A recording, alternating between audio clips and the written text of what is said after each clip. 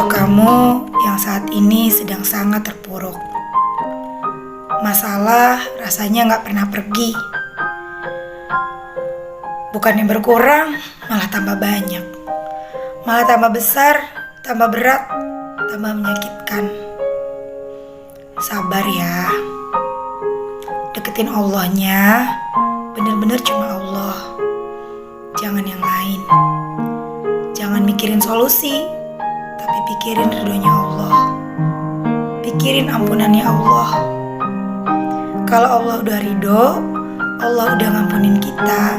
Apapun yang jadi keinginan kita, itu dikasih sama Allah. Sabar. Suatu hari nanti, kamu akan bangga dengan dirimu sendiri. Suatu hari nanti, kamu akan sangat bersyukur dengan apa yang sekarang kamu alami. Yakin. Besok kan tanggal 9, Mbak. Kalau emang beneran besok ditagih nih, harus punya 2 juta. Mbak masih punya waktu malam ini sampai besok pagi. Bisa. Sekarang jangan tidur, ambil wudhu, sholat tobat, sholat hajat, baca sholawat. Baca Allahumma sholli ala Sayyidina Muhammad wa ala ali Sayyidina Muhammad sampai pagi. Dah, itu aja dibaca.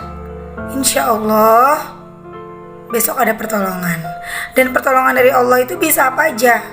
Bisa tenggang waktu dari yang ngutangin, bisa tiba-tiba dilunasin sama yang ngutangin, bisa juga tiba-tiba ada yang ngasih kita uang. Terserah Allah. Allah pasti nolongin. Yang penting kita mau berusaha, yakin, dan pasrah. Gak ada manusia yang sempurna. Gak ada pasangan yang sempurna. Jangan pernah menuntut pasangan kita menjadi pasangan yang sesempurna pasangan orang lain. Semua punya kekurangan dan kelebihannya masing-masing. Ketika kita menemukan pasangan kita ada kekurangan, coba lihat lagi kelebihannya. Coba ingat-ingat lagi segala kelebihannya. Semakin kita menghitung-hitung kekurangannya, membanding-bandingkan kekurangannya, kita menjadi orang yang semakin tidak bersyukur. Teman-teman, yuk kita sama-sama bangga dengan pasangan kita apapun kekurangannya. Karena biar bagaimanapun kita juga punya kekurangan. Insya Allah bisa. Insya Allah bisa. Yang penting mbaknya mau baca sholawat terus, tapi jangan nungguin hasil ya. Ada satu kisah nyata. Jadi salah satu subscriber aku itu gak pernah ngeliat orang tua kandungnya tuh kayak gimana, gak tahu siapa.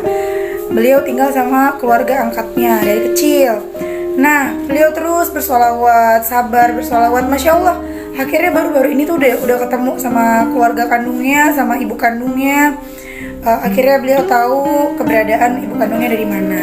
So teman-teman, pokoknya selama kita mau istiqomah, yakin dan pasrah, insya Allah pertolongan itu selalu ada. Semangat ya Mbak. Allah maha membolak-balikan hati.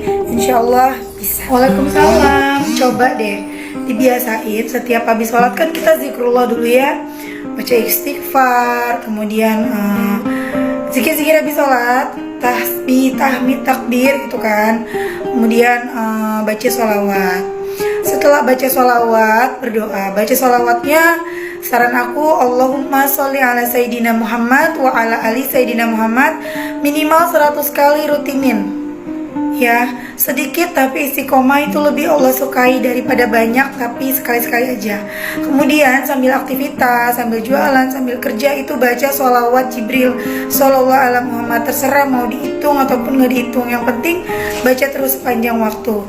Insya Allah yang menjadi hajat kita, kalau misalnya keinginannya dagangannya laris, itu sama Allah dikabulin. Yang penting mau istiqomah, yakin dan pasrah, itu kuncinya ya. Selama kita hidup di dunia, kita akan terus diuji. Selesai masalah satu, akan hadir masalah berikutnya. Karena sejatinya hidup adalah perpindahan dari satu masalah ke masalah berikutnya, dari satu ujian ke ujian berikutnya. Jangan dikira ketika kita sudah bersolawat, masalah dan ujian itu nggak akan datang lagi, enggak. Masalah akan terus datang, tapi bedanya kita menghadapinya lebih tenang, lebih legowo, lebih bisa menerima, bisa menyikapinya dengan lapang dada, dengan hati yang Bener-bener semuanya serahin ke Allah.